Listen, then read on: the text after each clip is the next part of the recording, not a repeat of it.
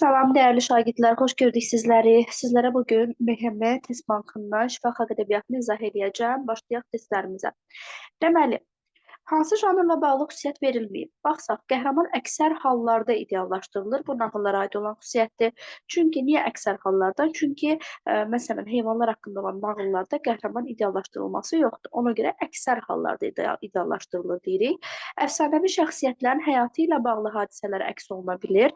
Bu əfsanəvi və tarixi şəxsiyyətlərin həyatı ilə bağlı hadisələr əsasən rəvayətlərə aid olan xüsusiyyətdir. Çünki baxsaq, əfsanələrdə 4 dənə məzmunca növü var və tarixi şəxsiyyətlərdən bəhs edən və ya əfsanəvi şəxsiyyətlərdən bəhs edən deyə bir növü yoxdur. Ona görə bu rəvayətə aid olan xüsusiyyətdir. Xalqın məişəti güzəranı ilə bağlı olan nəğmələrdir. Bu mərasim nəğmələridir. Sonluğu başqa bir janrın ortaya çıxmasına səbəb ola bilir. Bu da lətifəyə aiddir. Demək ki, əfsanəyə aid olan xüsusiyyət verilməyibdir.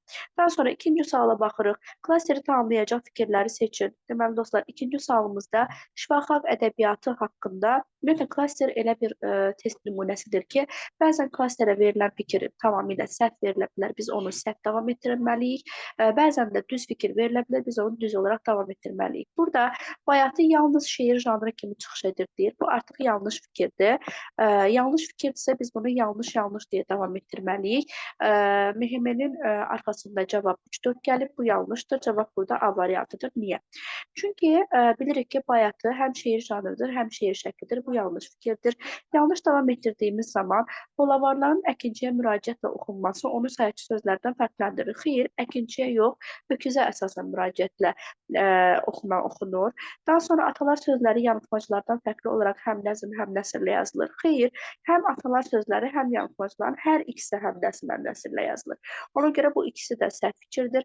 Mənşət nağılları və rəvayətlərdə reallıq baxımından oxşarlıq var. Bu doğru fikirdir. Lətifələrdə yalnız yumor yox, satira, sarkazm da var. Bu da doğru fikirdir. Cavabımız olacaqdır A variantı. Üçüncü sualımızda deyir, züf töküb üzə dilbər, çıxıbdı düzə dilbər, duvaq salın üzünə, gəlməsin gözə dilbər, mərasim nəğməsidir. Və diqqət eləsək 7 hecadan ibarətdir. 7 hecadan ibarət A, A, B, A şəklində qafiyələndiyi üçün biz buna bayatı yazacağıq. Yazıldığı şəkil bayatıdır. Bəli, nəğmədir, lirik növdədir və tərənnümdür, bayatı janrındadır. Daha sonra dördüncü sualımızda atalar sözləri və məsələlərlə bağlı verilən fikirlərdən hansı yanlışdır? Hər ikisində ümumiləşmə özünü göstərir deyir. Baxsaq, atılan sözləri və məsələlərdə hər ikisində bir ümumiləşmə özünü göstərir. Bu doğru fikirdir. Çünki biz dedik ki, həm atalar sözlərində, həm də məsələlərdə dedik ki, ümumilik, ümumi olaraq, yəni ümumi hər hansı bir hadisədən təsirlənib bir atalar sözləri deyilir. Hər hansı bir hadisəyə uyğun olaraq məsələlərdən istifadə olunur. Ona görə bu bir hadisəyə, bir situasiyaya uyğun ümumi fikir olaraq, məsələn, dost-dosta tən gərək, tən olmasa gen gərək tipli məsələn atalar sözləri yaranır. Amma təbii ki, məsələlər atalar sözlərindən fərqli olaraq müəyyən bir mütləq ki, bir hadisə zəminində meydana çıxır və atalar sözlərinin özünü, yəni məsələləri anlamaq üçün onun əvvəlində olan bir hadisəni bilmək lazımdır. Atalar sözlərində təbii ki, müəyyən bir situasiya əsasında yaranır. Amma atalar sözlərini bitkin xarakter daşıdığı üçün müəyyən bir hadisənin xatırlanmasına gərək duymuruq. Ona görə A variantının düzdür, bizdən yanlış istəyir. Baxsaq, deməli, hər ikisində müdriklik var, bəli. Yazılma formasından asılı olmayaraq hər ikisi bəli, epik növə aiddir. Biçin ifadəsindəki bitkinlik səciyyəvi xüsusiyyətdir. Bu yanlış fikirdir. Çünki bitkinlik sadəcə atalar sözlərinə aid olan fikirdir. Y variantında da epiqraf kimi istifadə edilə bilər hər ikisindən. Bu da doğrudur. Daha sonra 5-ci sualda bu oyunda əşyalardan da istifadə oluna bilir. Hərəkətli oyunlardan təbii ki, söhbət gedir. Bu da olacaqdır, dəsmalı ver.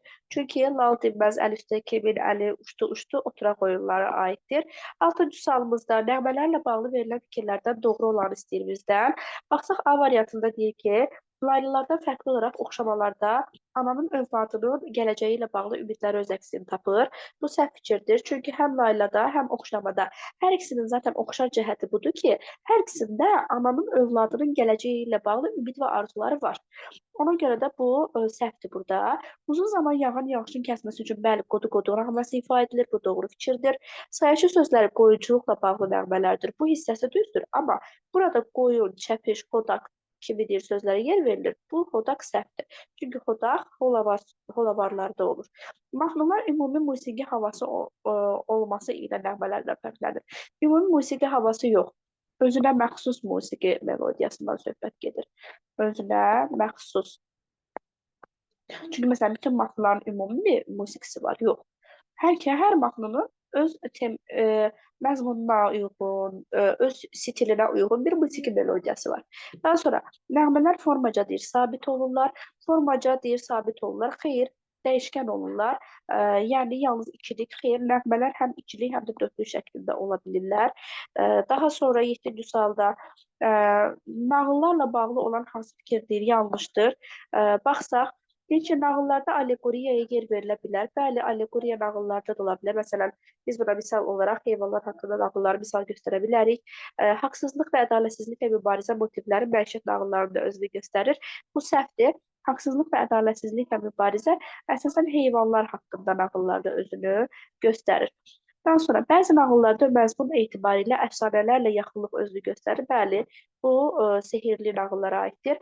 Hadisələrin təsvirində təhkiyə üsulundan istifadə edilir. Bu doğru fikirdir. Deməli, bu da deməli doğru fikirdir. Nağıllarda reallıq özünü göstərə biləcək xüsusiyyətdir. Bəli, mənşət nağıllarında əsasən real hadisələr zəminində yarana bilir. Daha sonra hansı variantda uyğunluq pozulub deyir. Aşıq Hüseyn Cavan deyir, yaradıcı aşıq. Yaradıcı aşıqlar söz qoşan və sonra onu ifa edənlərdir. Bir də var yaşadıcı. Yaşadıcı aşıqlar isə ifaçı aşıqlardır. Bunu ifaçı aşıqları əsasən kəsrlə yadınızda saxlaya bilərsiniz. Kamandar, Əmrah, Saraclı kimi. Bəli, Hüseyn Cavan isə yaradıcı deyir, aşıqdır. Bu doğrudur. Dava yorğan davasıdır deyir, Lətvən sonluğu. Deməli, bu doğrudur. Yanılmaclar natiqlər üçün nəzərdə tutub. Xeyr, yanılmaclar əsasən uşaqların nitqinin inkişafı üçün nəzərdə tutulan bir janrdır. Şah İsmail məhəbbət dastanı düzdür. Xəndəyə düşmə mütəhərrik, yəni hərəkətli oyundur. Bu da doğru fikirdir. Sonra 9-cu sualda Yetim İbrahim deyir nağılına aid olan xüsusiyyəti müəyyən edir. Dirsehirli nağıllar qrupuna aid olan nağıldır. Xeyr, Yetim İbrahim məişət nağılıdır. Əsərin sonuna doğru obrazlardan ikisinin vəzifəsi dəyişir, ikisinin yox birinin vəzifəsi dəyişir. Məsələn, orada tacir obrazı çevrilir, vəzir olur. Sonra İbrahim Quşun ikinci tayını gətirəndə hökmdar sağ ol deyir. Bu da ki, hökmdarın sağ ol demək kimi bir xüsusiyyəti yox idi. Məsləhət aldığı qoca onun bütün suallarına cavab verir. Bu da düz deyil. Ağıllı uşaq nağılından bir fərqi də budur ki, Yetim İbrahim nağılında qoca onun bütün suallarını cavablayır, amma ağıllı uşaqda bütün suallar cavablandırılmır. Bir sual saxlanılır ki, o da xanın sevdiyi heyvan məsələsi. Sonra İbrahim də atası kimi ovçuluqla dolanırdı. Bu fikir düzdür, amma heyvanları ovlayıb ətini satırdı. Onlar heyvanları ovlayıb ətini satan, yəni heyvanları kəsən ovçular deyildilər, o atası da elə idi. Heyvanı deməli tuturdu, heyvan özünü satırdı. Kəsmirdi heyvanı. Sonra 10-cu suala baxırıq. Deməli 10-cu sual klaster sualıdır. Bu sualdan çox adam qorxur. Amma qorxulacaq bir şey yoxdur. Deməli uşaqlar, bu nədir? Bax, deyir, şifa xalq ədəbiyyat nümunəsidir. 2 dənə nümunə verilib. Ağıllı uşaq və yetim İbrahim. Deməli yazırıq, 1, 3-dən 1 yazırıq. Deməli, tutaq ki, biz birinə yazsaq, ağıllı uşaq, birinə yazsaq yetim İbrahim, birinə də yaza bilərik abi. Niyə? Çünki bunun ikisi də nağıl olduğundan, ikisi də şifa xalq ədəbiyyat nümunəsidir. Görə indi biz bu ikiyə hansını aid eləyəcəyik? Yəni, bu ağıllı uşaq, yetim İbrahim və ya hər ikisinə aid olacaq 2 dənə fikir seçməliyik. Deməli, deyir ki, baş qəhrəman qocadan məsləhət almağın doğru olacağını düşünür. Qocadan məsləhət almağın doğru olacağını düşünür. Deməli, yetim İbrahim nağılında. Oldu.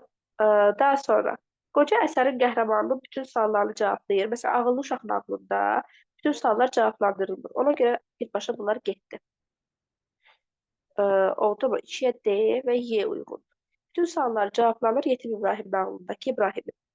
Ona görə demək ki, bu Y variantı ağıllı uşağa aid deyil deyə biz A-ya ya A-B-ni ya da A-nı yaza bilmərik. Demək ki, biz 1-ə elə B-ni yaza bilərik. Ki, bura D-ni uyğun görə bilək deyə. Bir də Y-ni uyğun görə bilək deyə. Sonra F-də də deyir, baş qəhrəman şəxsi bacarıqlarından istifadə edərək hadisənin sonunda şahın son sualını cavablayır, şah onu tərifləyir. Şah yox, özdə xan olur şeydə, ağıl uşaqda. Deməli, yenə F-də aid deyil. Xanın adamlarından biri qəhrəmanın hiləsini başa düşür. Xanı bundan xəbərdar edir, deyir. Bir də fikirdə yox idi. Ona görə bir dənə cavab qalır, o da olur D variantı. Sonra 11-də deyir ki, Eyler-Venn diaqramına əsasən doğru fikirləri müəyyən edin. Mahnılar və nəğmələr haqqında. Deməli dostlar, birdə deyir ki, özünəməxsus melodiyasının olması ilə fərqlənir. Bəli, bu mahnılar haqqında doğru fikirdir. Sonra lirik növdə yazılır, tərənnümdən istifadə olunur deyirsə, bu 2, bura yox, 2, bura yazılmalı idi. Hər ikisinə aiddir. Biz həmən demək ki, bu 2 olanları çıxdıq. Cavabımız qaldı. Baxsaq 3-ə. Nəqarət hissəsi davamlı təkrar olunur. Ümumiyyətlə, yadda saxlayın ki, bu nəqarət məsələsi mahnılarda olur, nəğmələrdə nəqarət olunur. O görə bu ortaq ola bilməz. Sonra 4-də deyir ki, müxtəlif vəzinlərdə yazıla bilər. Məsələn, toy nəğmələri, mahnılar hər ikisi yalnız heca vəznində yazıla bilər. Ona görə bu 4 də heç birinə uyğun deyil, səhvdir. Sonra 5-də də deyir ki, konkret mərasim xüsusiyyəti daşıyır. Konkret bir mərasim xüsusiyyətini daşıyır. Bəli, bu toy nəğmələrinə aiddir. 6-da deyir, toyda oxunan bu nəğmələrdə musiqinin müşahididir. Bu, mahnılara aid olan bir şeydir. Bu da yenə aid olmaydı bura. O görə cavab olacaq D variantı. Sonra 12-ci sualda deyir, Xan Sarayı əfsanəsində baş verməyən hadisəni seçin. Baxaq. Şahın ustanın əməyini qiymətləndirməsi. Şah ustanın əməyini qiymətləndirmir axı burada. Ustanın əllərinin kəsilməsi. Orada deyir ki, hə, sən əlləri kəsəcəm. Ümidsizliyə düşməməsi deyir ustanın. Bəli, deyir, mən əllərim artıq mənim şagirdlərimdir. Xanın usta ilə bağlı peşmanlığı. Bəli, gərək sən əvvəl dili kəsəydim. Mənəvi iradənin üstünlüyü. Bu da bu ustaya aid olan bir şeydir. Ona görə cavab olacaq A variantı. Sonra 13-də deyir, ağlaram ağlar kimi, dərdim var dağlar kimi, xəzəl olan, tökülən viranə bağlar kimi. Fikir və hökm veribdir, doğru və yanlışa görə uyğunluğu müəyyən etməliyik. Deməli, dostlar, deyir, bayatı janrında yazılıb, onun xüsusiyyətini daşıyır. Baxsaq, bayatı deyir, bu ağıdır, elə deyilmi? Ağıdır. Deməli, amma A, B, A şəklində qafiyələnibdir. Deməli, ona görə bayatı janrı dediyi üçün yanlışdır. Yanlış yazılmalıydı. Burada nizamsızlıq var. Qafiyə quruluşu və vəzni rübai ilə eynilik təşkil edir. Vəzni yox, rübai əruz vəznində olur. Bu da yanlışdır. Bayatı şəklində yazılan bu nümunəyə bayatı janrındadır demək olar. Deyir ki, bu təbii ki, yanlışdır. Elə yanlış da yazıldığı üçün demək ki, doğru fikirdir. Dördlü şeir şəklində 7 heca 4 misradan ibarət olduğu üçün bayatıdır. Bu yanlışdır. Birinci və ikinci misralarda inversiya işlənir. Gəlin baxaq. Ağlaram deyir, ağlar kimi. Baxsaq. Bu da düzdür də, dərdim var. Bu düzdür. Yenə düz yazılmalıydı deyə. Bu da getdi. Qaldı C variantı. 14. Ağıllı uşaq nağılına aid olmayan fikri seçin deyir. Baxsaq. Böyüklərdən məsləhət almaq Əhmədin şəxsi düşüncəsi idi, deyir. Baxsaq, böyüklərdən məsləhət almaq Əhmədin, deyir, şəxsi düşüncəsi idi, bəli. Kənddəki qocalar şahın əmri ilə çağırılanda istəyərək getmişdilər. Xeyr, yarı xoş, yarı zor getmişdilər. O görə variantı səhvdir. Əhməd almaların sirrini özü aça bilmir, kömək alır, bəli, qocadan kömək alır. Xana kəndi ələ keçirməklə bağlı təklifi vəziri vermir. Bəli, kəndə xanın şərtlərini gətirən xanın baş məsləhətçisi deyildi. Deməli, xanın şərtlərini gətirən elçi idi. Düzdür. Sonra çahargə əfsanəsinin forma xüsusiyyətinə aid olan fikri müəyyən edin. Baxırıq, forma xüsusiyyətinə aid olan fikir istəyir bizdən. Deyir ki, əsərdə deməli aid olan doğru fikir. Əsərdə güc sahiblərinin ağıl sahibləri qarşısında məğlubiyyəti bu məzmununa uyğun olan doğru fikirdir. Ona görə bunu seçmirik. Hadisələrin təsvirində reallığın aparıcı olması əsas xüsusiyyətdir. Hadisələrin təsvirində reallıq yenə bu məzmun xüsusiyyətidir. Hadisələrin əks olunmasında təkcə, üsul isə onun forma xüsusiyyətidir. Ona görə cavab olacaq C variantı. D-yə yenə onun məzmun xüsusiyyətidir. Baxırıq 16-ya. Astiaq, Qaragilə, Xəndəyə düşmək, həyata əks etdirmə üsuluna görə ardıcılığı deyil, müəyyən edin. Ümumiyyətlə, Astiaq nədir? Tomrisdir, Astiaqdır. Deməli, təhkir üsulunda yazılıbdır. Rəvayətdir tarix şəxsiyyətlər haqqında. Epik növdədir. Qaragilə mahnıdır, lirik növdədir. Xəndəyə düşmə də oyundur, dramatik növdədir. Demək ki, ardıcıllıq istəyir bizdən. Yenə baxsaq, epikdir, lirikdir, dramatikdir. Yenə deməli nə gəlməlidir? Epik gəlməlidir. Ona görə dava yorğan davasıdır deyəcəyik. Məsələ deyəcəyik. Çünki bunlar mahnıdır, bu lirikdir. Dəsmalı ver, dramatikdir. Bayatı janrı lirikdir. Bu da tamaşadır, dramatikdir. Sonra keçdik 17-ci suala. Dastanla bağlı yanlış fikirləri seçin deyir. Dastanlar qarışıq növ hesab olunan epik lirik növə daxildirlər deyir. Bu doğru fikirdir. Mövzu baxımından iki qrupa bölünür. Bəli, qəhrəmanlıq, məhəbbət. Epik təkcə lirik təqdimat vəhdətdə olur, düzdür. Məhəbbət dastanlarının başlığı və sonluğu sabit olur deyir. Bu artıq yanlış fikirdir. Sabit olmur. Deməli, başlığı, deməli, necə olur da? Başlığı sabit olur, sonu sabit olmur. Məsələn, sonu müsbət bitən məhəbbət dastanları duvaq qapma ilə başlayır. Deməli, duvaq qapma ilə bitir, üzr istəyirəm. Sonu faciə ilə bitən məhəbbət dastanları isə cəhannamə ilə bitir. Ona görə də sonluğu sabit deyil. Nəzm hissəsi əsasən qoşma qərarından ibarət olur, bu da düzdür. Daha sonra 18. Eyler-Venn diaqramına deyir, əsasən doğru fikirləri müəyyən edin. Baxırıq. Deməli, Yetim İbrahim və Ağıllı uşaq. Deməli, deyir ki, aldığı məsləhətlərdən sonra qəhrəman divlə mübarizə aparır və onu öldürür deyir. Bizdən doğru fikirlər istəyir. Divlə mübarizə aparıb onu öldürən var idi. Xeyr, yanlışdır. Yetim İbrahimə aid deyil. 2-də deyir ki, baş qəhrəman insanlara kömək edir deyir. Yenə insanlara kömək edir. Bu yenə 2-yə ortağa aiddir. Bu getdi. 3-də deyir ki, epik növdə yazılıb və məişət nağıllarına aiddir. Epik növdə yazılıb məişət nağıllarına aiddir, ortaqdır, bu düzdür. Sonra 4-də deyir, baş qəhrəman qocadan yardım istəyir. Hər ikisinin qocadan yardım istəməsi var, düzdür. Sonra 5-də də deyir ki, qoca qəhrəman sualların birini bilməsə də cavab tapmaq yolunda istiqamət verir. Bəli, bu da ağıllı uşağa aiddir. Yetim İbrahimdə hamısı cavablamışdı. 6-da deyir ki, əsərin ideyası ağıl yaşda deyil, başdadır ifadəsilə səsləşə bilər. Bu, yenə də hər ikisinə aid olan fikirdir. Ona görə olacaqdır 3, 4, 5. Sonra, Çahargə əfsanəsinə əsasən cədvəldəki uyğunluğu istəyir bizdən. Deyir ki, şah saray üçün dərrakəli alim lazımdır düşünərək alimi saraya dəvət edir. Baxsaq, bu yanlış fikirdir. Saray üçün dərrakəli alimlə adam lazımdır. Bu deyər, bu alimin özüydü. Saraya gəlmək istəməyəndə demişdi.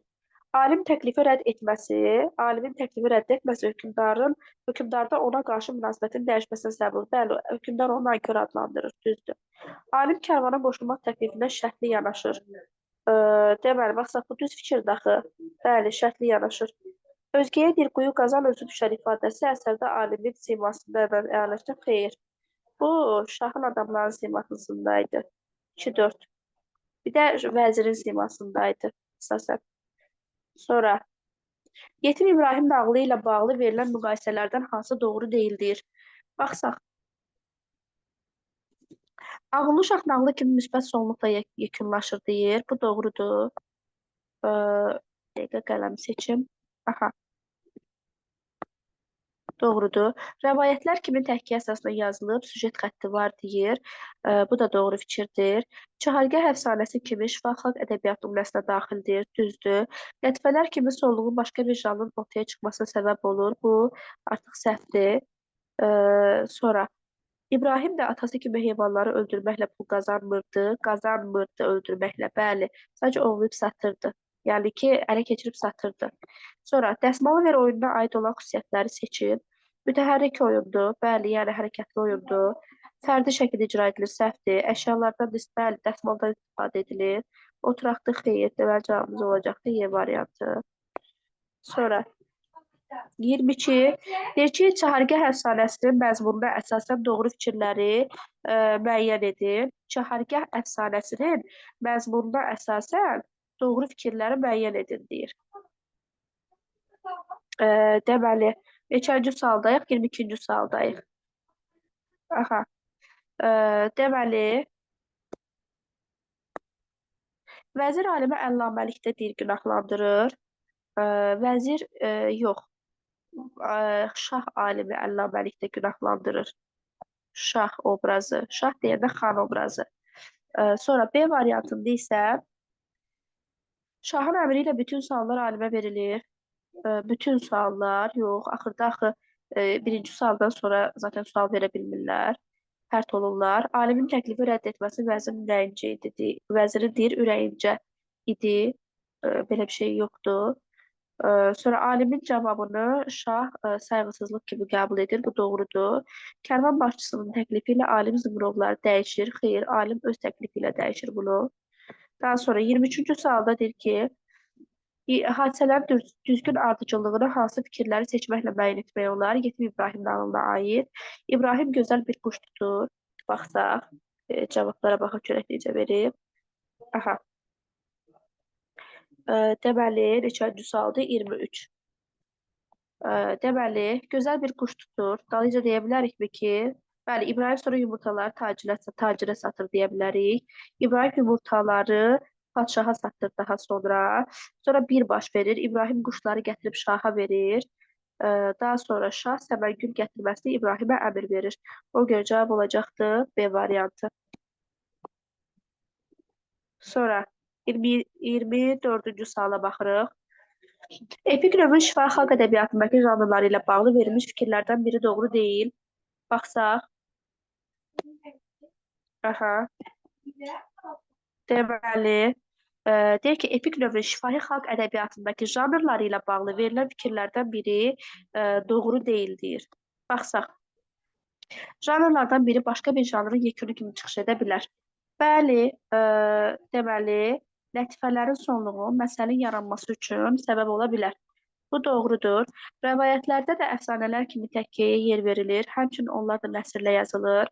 Bu doğrudur. Taxmacalar məzmunca qıfılmətlə səsləşir. Formaca da eyni quruluşda olur, deyir. Baxsaq, bu yanlışdır. Yəni, baxsaq, deməli, formaca eyni quruluşda olur, bu yanlışdır. Lakin məzmununa görə bənzərlik ola bilir. Ona görə də C variantı doğru deyil. Məşəd nağıllarında sehirli motivlərə yer verilə bilər. Bəli, əfsanələri və sehirli nağılları müxtəlif cəhətdən müqayisə etmək olar. Bu da bəli, əfsanələrlə sehirli nağılları müxtəlif bu heyvanların falan danışdırılmasına görə müqayisə etmək olar. Daha sonra 25-də deyir ki, hansı fikir heç bir xanaya yazıla bilməz. Baxaq, Xan sarayı və şir və tülkü deyir, şəxsləndirmədən istifadə edilmişdir. Şir və tülküdən istifadə, şir və tülküyə aid etmək olar bunu. Daha sonra sənətə dəyər verilməməsindən danışılır. Bu Xan sarayına aiddir. Etiraz ölüm ilə nəticələnir, deyir. Və baxsaq, etiraz ölüm ilə nəticələnir. Bəli, şir və tülküyə aid edilə bilər. Haqqın nahaq üzərində qələbəsi nəticələnir, ortağa yazıla bilər. Fərasətin, hünərin yaşla bağlı olmadığı göstərilir. Bu artıq heç birinə aid olan xüsusiyyət deyil. Sonra 26-cı suala baxırıq. 26-cı suala baxırıq.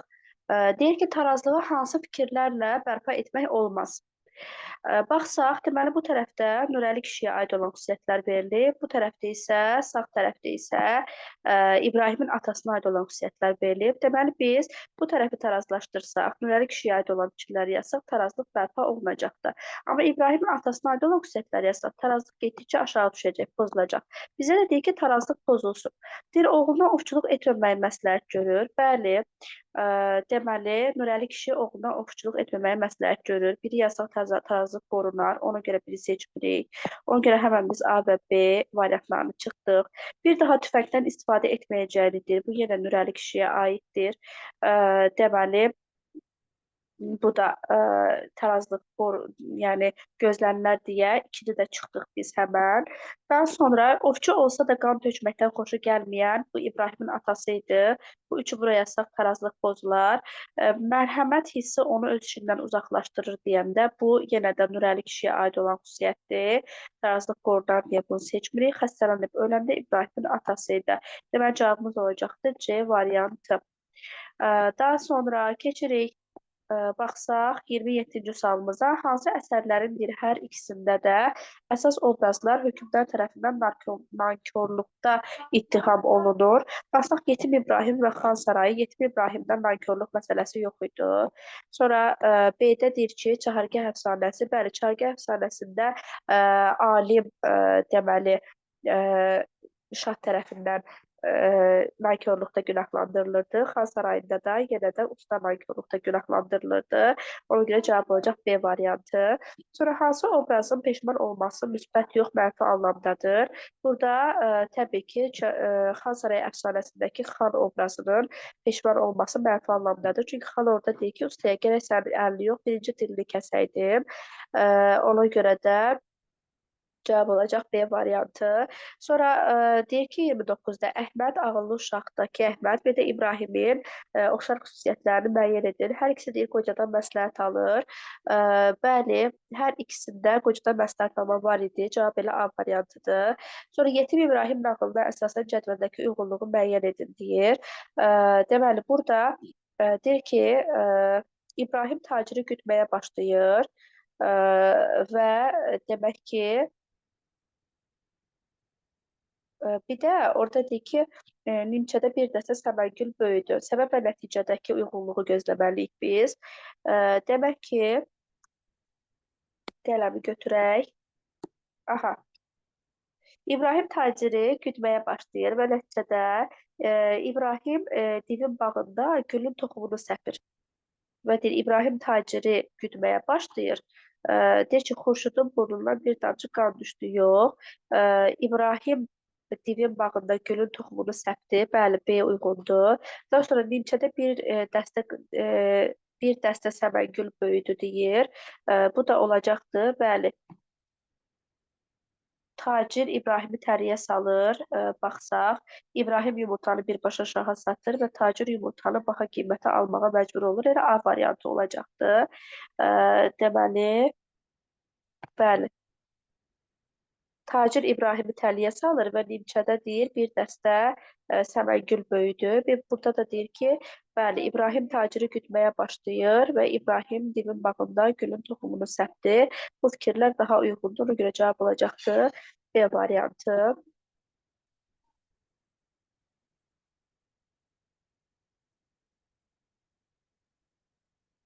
Aha. Daha sonra baxırıq 31-ci suala. Deyir ki, Yetim İbrahim nağlından verilən bəs niyə oğlum məni görməyə gəlmədi cümləsi hansı obrazın nitqinə aiddir? Bəs niyə deyir, mənim oğlum məni görməyə gəlmədi? Təbii ki, bu padşahın atasının sözləri idi. Deməli, 31-də aid eləyəcəyik. Əslində padşahın atasının sözləri idi güya, amma hansı obrazın nitqindəndir deyiləndə İbrahimin nitqindəndir götürəcəyik. Ona görə cavab C variantıdır. Sonra 32-ci suala baxırıq. Janr xüsusiyyətləri əsasında diaqramdakı yanlışlığı müəyyən edin. Baxsaq, deyir, xəndəyə düşmə, ana maral və ağıllı uşaq. Deməli, bizdən yanlış fikirləri istəyir. Deməli, burada bu olacaq. Niyə? Gəl izah eləyək. Çünki deyir ki, bax, birdə deyir ki, epik növdədir. Xəndəyə düşmə, ana maral əfsanədir. Ağıllı uşaq nağıldır, xəndəyə düşmə də oyundur. Burada deyir ki, epik növdədir. Bunu deməli ana maraldan ağıllı uşağa verib, bu doğru fikirdir deyə biri seçmirik. Bizdən yanlışları istəyir. Məsələn, bu hər ikisinə aiddir deyə, bu ikisinə aiddir deyə. Bu doğru fikirdir. Bizdən yanlışlığı istəyirdi. Təhkiyə üsulundan istifadə edilmişdir. İçini veribdir xəndəyə düşməyə. Bu artıq yanlış fikirdir. Çünki xəndəyə düşmə oyundur. Sonra möcüzəli fantastik səciyyəvi hadisə, səciyyəli hadisələrdən söz açılır deyilir. Fantastik səciyyəli hadisələr xəndəyə düşmədə yox idi. Məişət nağıllarına aiddir deyir. 4-ü aid edibdir ağıllı uşağa. Bu doğru fikirdir. Həyata əks etdirmə üsulları eynidir. 5-i veribdir. Yəni hamısının. Bu artıq yanlış fikirdir. Çünki xəndəyə düşmə dramatik növdədir. Əyanı göstərmə əsasındadır. İcra olunan zaman əşyalardan istifadə edilir. Bu sırf xəndəyə düşməyə aiddir. Bu doğrudur. Mərhəmət hissinin insanı hətta öz işindən belə uzaqlaşdırmasından danışılır. Bu isə ana maral əfsanəsində nurəli kişiyə aid olan xüsusiyyətdir. Bu da düzdür. Ona görə cavab olacaq A variantı. Sonra 33-dədir Yetim İbrahim nağılına əsasən uyğunsuzluğu müəyyən edin. Deməli, uyğunsuzluq 33-cü sualda olacaqdır D variantı. Niyə D variantı? Çünki dostlar, deyir ki, bax, müftə gəlir, tacirin əlindən çıxır. Nəticədə İbrahim quşu padşaha verməli olur. Çünki tacir gedir şaha, yəni İbrahimə qarşı fikirlər söyləyir. Şah da təbii ki, quşu İbrahimdən almaq istəyir. Sonra padşah İbrahimə 40 gün möhlət verir. Nəticədə İbrahim quşun yoldaşını tutub gətirir. Bu da doğrudur. Padşah İbrahimə Ağdivin bağından bir səməngülü gətirməyə əmr edir və İbrahim qoca kişidən məsləhət alır. Bəli. İbrahim Xurşudu xilas edir. Anası Xurşudu gəlin olaraq qəbul edir. Xeyr, Xurşudu xilas edəndən sonra yəni neyniyir? Artıq oradan çıxıb gəlir, gəlin olaraq qəbul etməyə hələ yəni belə bir şey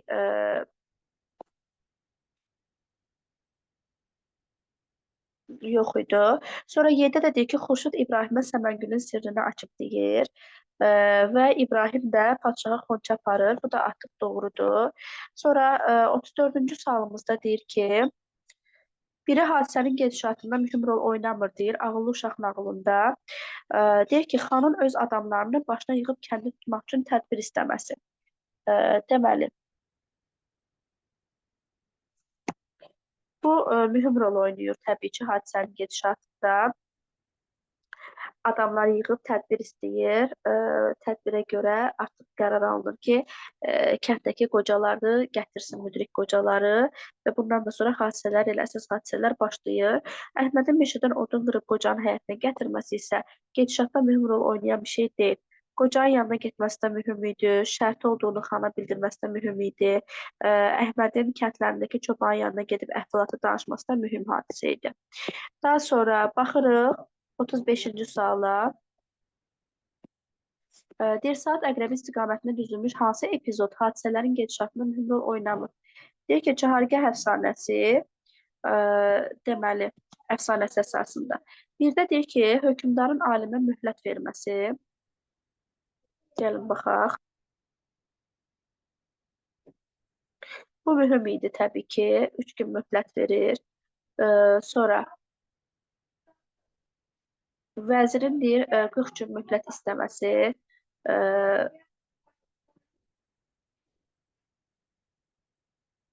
Bu da mühüm rol oynuyor. Sonra cəmaatın alimi alqışlaması. Alqışlaması mühüm rol oynuyor mu? Gözləyək. Alimin Sarbana təklif etməsi. Bu da mühüm idi. Suallar mühüm idi. Elə 3 olacaqdı. Bəli, cəmaatın alimi alqışlaması hadisələrin gedişatında mühüm rol oynamır. Onsuz da cəmaat alimi sevirdi və dəstəkləyirdi hər zaman. Daha sonra səhv olmayan bəndi müəyyən edin. Baxsaq, yəni doğru bəndi müəyyən edin deyir bizə. Deyir ki, Xan Sarayı və Çargah müxtəlif ədəbi növlərə və janrlara aid əsərlərdir. Xeyr, hər ikisi epik növdədir, agiddir. Sehirli qüvvələrə yer verilməsi İbrahim və Şir və Tülkü nağılları üçün ortaq cəhətdir. Deməli, sehirli qüvvələr. Şir və Tülkü nağılında yox idi. B variantı yanlışdır. Epik növdə olan ağıllı uşaq yazılı ədəbiyyat nümunəsi səhvdir, şifahidir. Şir və Tülkü nəsrlə nəzmin növbələşməsi əsasında yazılmışdır. Bu da yanlışdır təbii ki. Təkkiyədir çünki. Təkkiyə əsasında yazılmış Şir və Tülkü Xan sarayının yaranmasından bəhs edən əsərlə eyni janrda deyil. Bəli, Şir və Tülkü nağıldır, digəri əfsanədir. Ona görə cavab olacaqdır Y variantı, düzgün istəyirdi bizdən. Əhməd obrazına uyğun səhvlər istəyir bizdən. Baxsaq, əməl, xarakteri və nitqindən qocanın bacısına kömək edir. Baxsaq, bu düz fikirdir. Sonra qoyun dərisinin içinə girib şəhərə daxil da düz fikirdir. Cəsarətli olması da düzdür. Təkəbbürlü səhvdir. Sonra sizin şərtiniz olan kimi mənim də şərtim var. Bu da düzdür. 6 deyir, mənə məsləhət vermək üçün yanıma gəlsinlər. Bu da səhvdir. Təbii ki, cavab olacaqdır. A variantı. Daha sonra baxaq 38-ci suala. Deyir ki, Yetim İbrahim nağlındakı obrazlarla bağlı düzgün olmayan bəndi müəyyən edin. Deyir ki, İbrahim dünya görmüş deyir qocadan.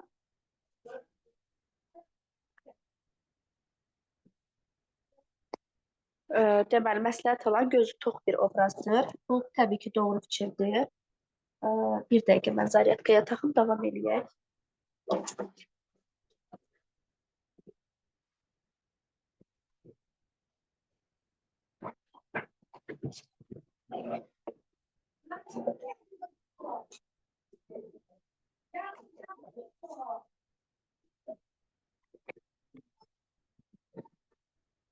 Aha, deməli, Yetim İbrahim nağlındakı obrazlarla bağlı düzgün olmayan fikir. Bəli, İbrahim dünya görmüş qocadan məsləhət alan, gözü tox obrazdır. Bu düzdür. B-də Xurşud İbrahimi düşdüyü çətinlikdən xilas edən obrazdır. Bəli, bu da doğru fikirdir. Daha sonra C-də padşah tamahkar, hiləgər, xainlik etməkdən Yetim İbrahim nağlındakı padşah deyir, tamahkar, hiləgər və xainlik etməkdən bezməyən obrazdır. Bu təbii ki, yanlışdır C variantında. İbrahimin atası deyir, çünki padşah elə obraz deyildi. Əsas orada tamahkar, hiləgər olan tacir idi. Deyir, İbrahimin atası başqa ovçulardan fərqlənən zəhmətkeş, rəhimli obraz idi. Bu düzdür, çünki heyvanları ovlanmırdı da, tutub sadəcə satırdı. Tacir əsərin sonuna doğru vəzir olsa da, əsərin əvvəlində tacir olur. Bu da doğru fikirdir.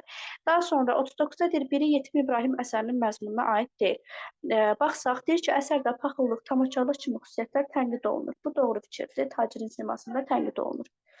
Daha sonra əsərə görə bütün şər qüvvələr və pisliklər yer üzündən silinməlidir. Düzdür. Əsərdə ağlın gücündən istifadə etmə xüsusiyyəti qabarıq ifadə edilir. Düzdür. Vahid süjet xətti olan əsər epik növdə nağıl, məişət nağılı janrındadır və hadisələrin təsvirində təkkiyə üsulundan istifadə edilmişdir. Burada deyir ki,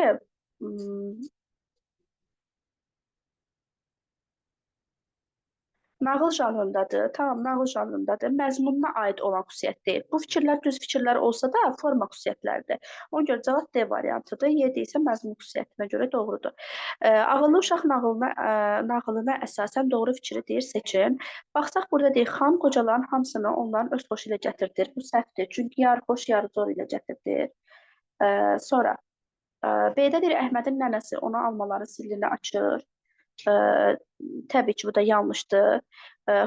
O qoca açır sirri. Xanın tələblərini vəzir əhaliyə bildirir.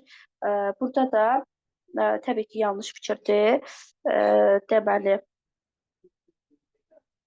sonra xanın ən sevimli deyir heyvanı haqqında çoban danışır. Bu artıq doğru fikirdir.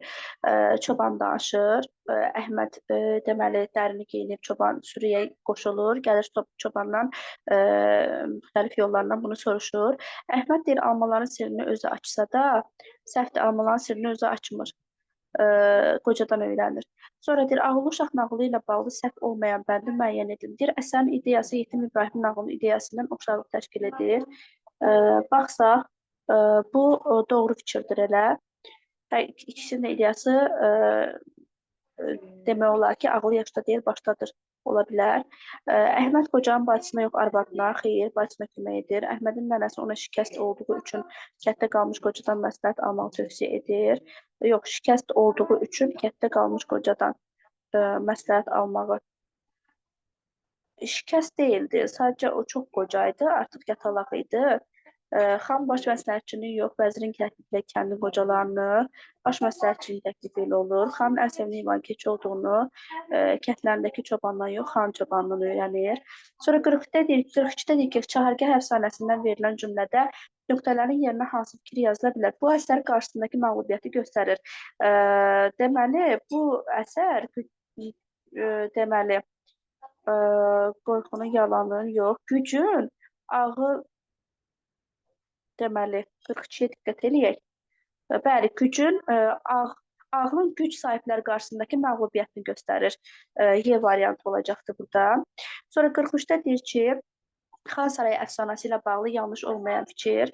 Baxsaq, usta xanım vəd etdiyi qızılları vermədiyi üçün narazı qalır deyir. Xeyr, belə fikir yox idi. Deməli, yanlışdır bu. Biz doğrunu seçməliyik. Qızıl usta üçün məqsəd deyil, amma xan üçün meyardır. Bu doğru fikirdir artıq. Bəli. Sonra 44-də deyir, cədvələ əsasən uyğunluğu müəyyən edin. Fikir və hökm. Xalqın məişəti, baxsaq. Aha. Xalqın məişəti güzəranı ilə bağlı olan nəğmələr məişət nəğmələridir, yox, mərasim nəğmələridir. Ona görə bu yanlış yazılmalı idi. Sonra ananın körpəsinin gələcəyi ilə bağlı fikirləri yalnız nazlamada əks olunur. Bu da yanlışdır, ifalədə də var. Bayatlar mövzu və məzmun baxımından əsasən 3 qrupa bölünürlər deyir. Bu doğru fikirdir, amma yanlış verilibdir. Sonra bayatlar həm forma, həm də janr kimi çıxış edə bilirlər. Bu da doğrudur, yanlış verilib. Bəzi nəğmələr insana müraciətlə oxunmurlar. Bu doğrudur, elə doğru da verilib. Cavab olacaq Y variantı. Sonra baxırıq 45-ci suala. Deyir, doğru fikri müəyyən edin. Baxaq, deyir, atalar sözü və məsələlər yalnız formaca fərqlənirlər. Baxsaq, bu yanlışdır təbii ki, məzmununa görə də fərqlənə bilirlər. Əşyanın deyir, məcazi təsviri verilən janrda, yəni tapmacalarda fikrin ifadəsi obyektin məzmununa tənəli şəkildə. Xeyr, bu tənə kinayədə idi. Məişət nağıllarının deyir, əsasında dayanan amil onu digər nağıllardan deyir, fərqləndirir. Məişət nağıllarının əsasında dayanan amil əsasən real hadisələr, yəni həyatda baş verən hadisələrə aid olur daha çox. Demək olar ki, onu deyir, digər nağıllardan fərqləndirir. Bu bəli, doğru fikirdir. Rəvayətlərdə, əfsanələrdə olduğu kimi əsnəvi şəxsiyyətlərdən söhbət açıla bilər. Əfsanəvi şəxsiyyətlərdən rəvayətlərdə söhbət açılır. Əfsanələrin belə bir növü yoxdur. Lətifələrdə ifadə olunan fikirlər satira məzmunlu olduqda daha çox məcazi təsvirə yer verilir. Xeyr. Sonra 46-da deyir ki, hansı fikir yanlış fikirdir? Burada deyir ki, məhəbbət dastanları adətən ustadnamə ilə başlayıb duvaq-qapma ilə bitir. Bu doğru fikirdir. Müəllifin məlum olması aşk təcrübəsinin şıraq ədəbiyyatından fərqləndirir, düzdür. Şəbihlər daha çox məhərrəmliklə bağlı din tamaşalar, düzdür. Xəndəyə düşmə, dərman, lal dinməz kimi oyunlarda, əşyalarda, məsələn, lal dinməzdə aid edilməz bu, çünki oturaq oyundur, cavab olacaq D variantı. Oyunlar uşaq orqazminin ehtiyacından yaranan, kollektiv şəkildə icra edilən bir janrdır. Bu da doğrudur, cavab olacaq D variantı. 46-cı suala baxırıq. 47-ci suala baxırıq. Deməli, 47-də deyir ki, Yetim İbrahim nağılına aid olan fikirləri müəyyən edin. İbrahim boya başa çatandan sonra atası vəfat edir, deyir. Xeyr, İbrahim balaca olanda atası vəfat edir. Bir olacaqdı, yanlış fikir. Sonra ailə nə qədər çətinlik çəksə də atadan qalan əmanəti qoruyub saxlayır. Bəli, o cələ var idi, qoruyub saxlayır. 2, tütəyi var idi. Sonra İbrahimin anası onu ovçuluq etməyini istəmirdi. Yanlışdır. İbrahim Şahin onun nə səbəbə çağırdığını öyrəndikdən sonra tacının əməli olduğunu başa düşdü. Bu düzdür. İbrahim məsləhətləşdiyi qoca Səməngülün divin əsir saxlandığı qızının hazırladığını deyir. Bunu o demir. Sadəcə o ora getməyi məsləhət görür. Cavab oldu 2-4. Sonra 48-də deyir, ana maral əfsanəsinə aid olmayan fikirləri müəyyən edin. Deməli,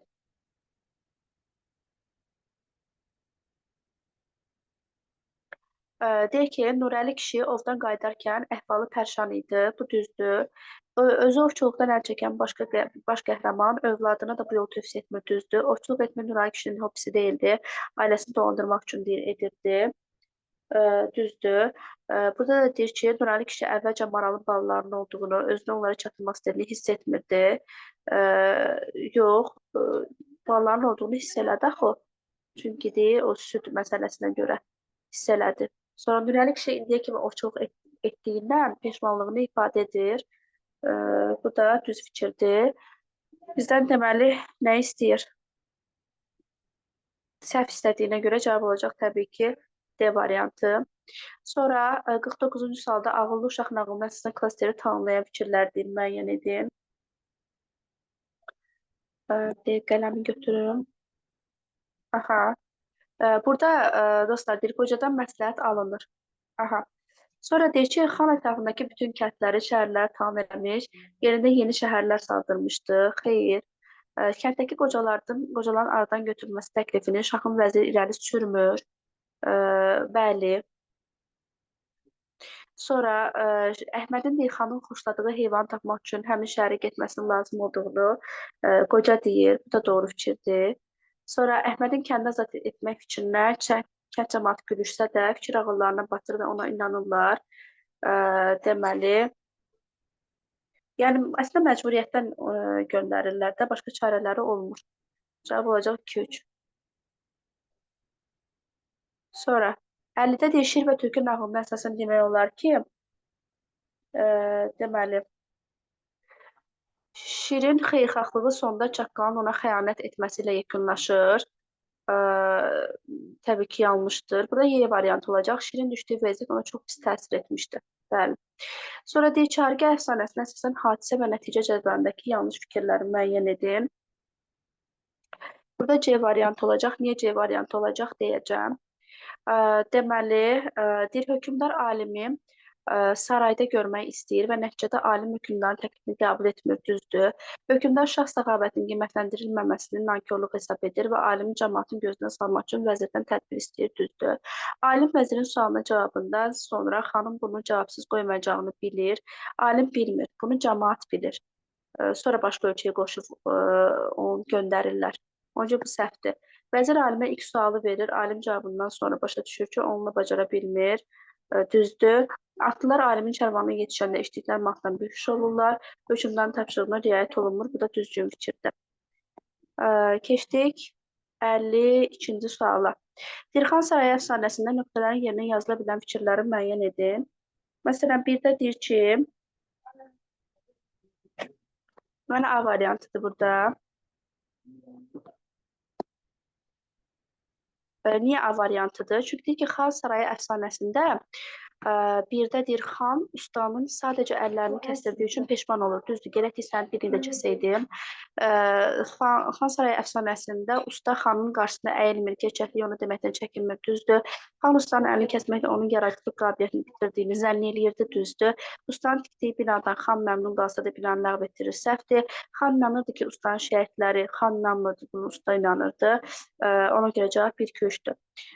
Sonra baxsaq 53-cü suala. Verilən əsərləri Venn diaqramına əsasən müqayisə eləyin deyir. Burada diqqət eləsək, Ağıllı uşaq və Yetim İbrahim nağılından söhbət gedir.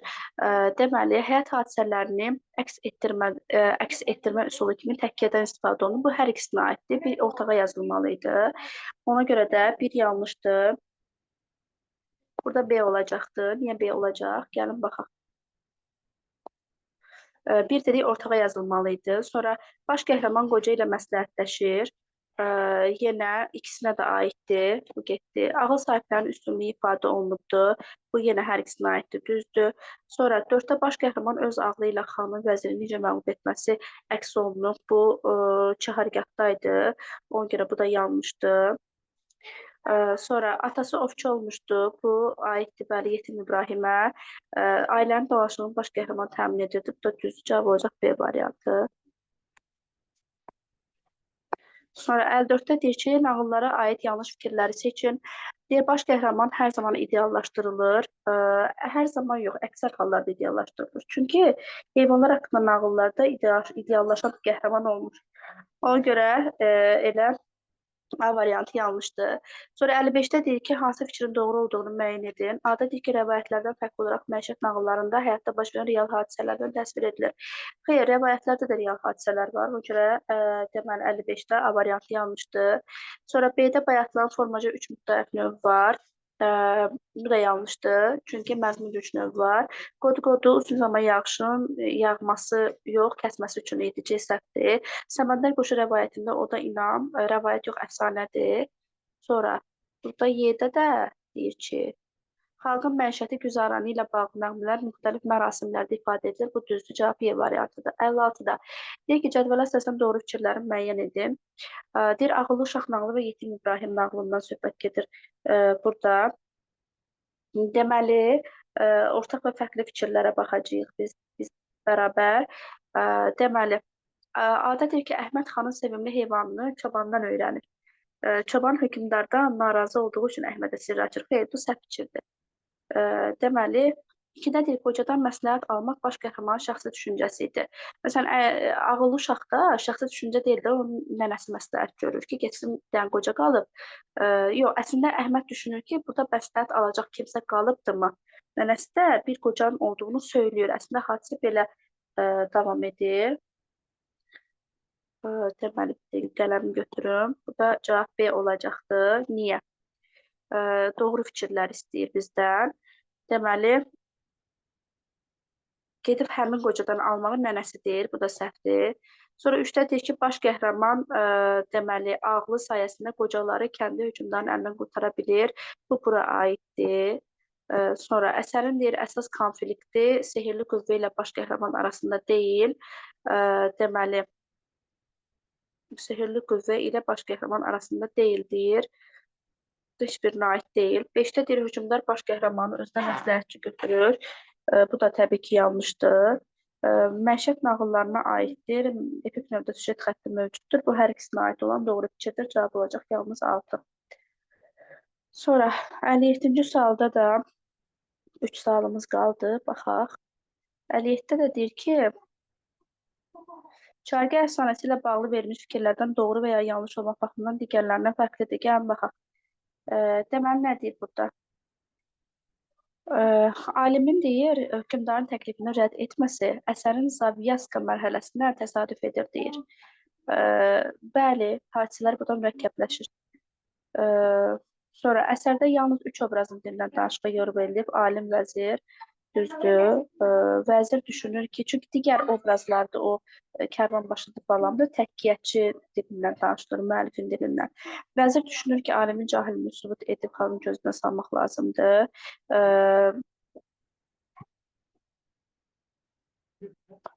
Bunu deməli düzgün fikirdir. Saray üçün dərin dərəkarın lazım düşüncəsi alimə məxsusdur, düzdür. Yalnız 3 obrazın dilindən danışığa yer verilib deyir. Bir dəqiqə baxsaq. Bir dəqiqə alimdir, vəzirdir, sonra şah obrazıdır. Bu da düzgün fikirdir. Alimin hökmündən təklifini rədd etməsi əsən Zavyaska, bu da düzdür. Demək ki, B-də isə deyir, alim bilirdi ki, hökmdar ona etdiklərinin heyfini qoymayacaq. Alim yox, bunu cəmaat deyir. Öncə cavab B-dir burada. Qanunları düzdür, B isə səhvdir. 58-də deyir, doğru fikri müəyyən edin. Dəsmalı ver, əl üstə kimin əli? Bunlar dəsmalı ver, hərəkətli oyundur, əl üstə kimin əli? Oturaq oyundur. Oyunlarında deyir, əşyalardan istifadə edilir. Xeyr, bu dəsmalı verə aiddir. Dini tamaşalar olan şəbəkələr daha çox Ramazan ayı ilə yox, Məhərrəmlik ayı ilə bağlı olur. B-də səhvdir. Lətifələrdə yumor, satir olsa da sarkazm, xeyr, sarkazm da olur. Haqsızlıq, ədalətlə mübarizə motivləri heyvanlar haqqında nağıllardadır. Bəli, bu doğru fikirdir. Məsələlər atalar sözlərdən fərqli olaraq ümumiləşmiş ifadələrdir və hər ikisi ümumiləşmiş ifadədir əslində. Ona görə cavab D variantıdır. 59-60-a da baxaq. Xan Sarayı əfsanəsi ilə bağlı verilən fikirlərdən neçəsi yanlışdır? Bir də deyir ki, deməli 59-da. Və cavab C variantı olacaq. Niyə C variantı olacaq? Baxsaq.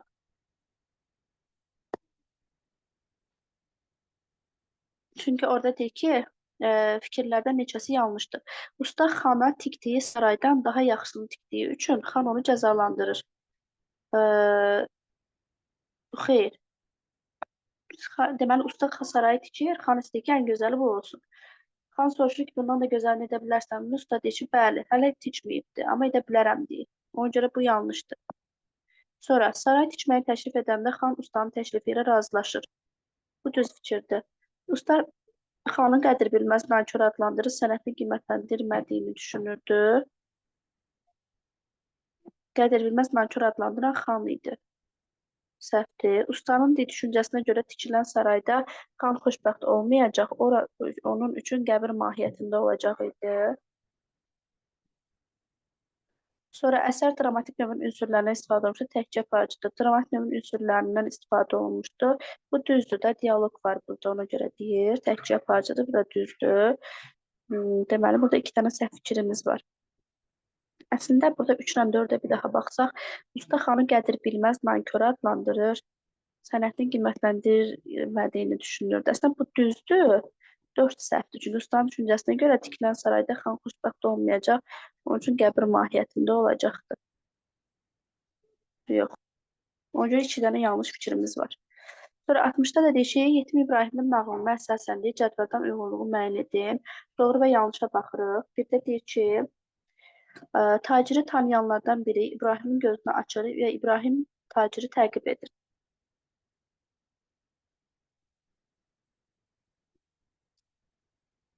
Bu səhvdir. Sonra deyir ki, qocadan, çünki İbrahim özü istəyir tacirin bu işini üstə açılır. Qocadan bir məsləhət alanda qoca İbrahimə səbəb nəticə məzmunlu izah verir. Düzdür. Yanlışı istəyir. Deyir, İbrahim Ağdivin bağına yola çıxarkən anasından halallığı alır. Anası ona tövsiyələrini verir. Bu yanlışdır. Yanlışın altında yazıldığı üçün doğru götürürük. Səməngülü əmələ gətirənin kimliyi İbrahimin Ağdiv olan yerə gələndən sonra öyrənir. Bəli, bu düzdür, amma yanlışın altına verdiyi üçün seçmirik. Cavab olacaq 2 və 3. Bu qədər dəyərli şagirdlər, inşallah gələn izahlarımızda görüşənə qədər hələlik.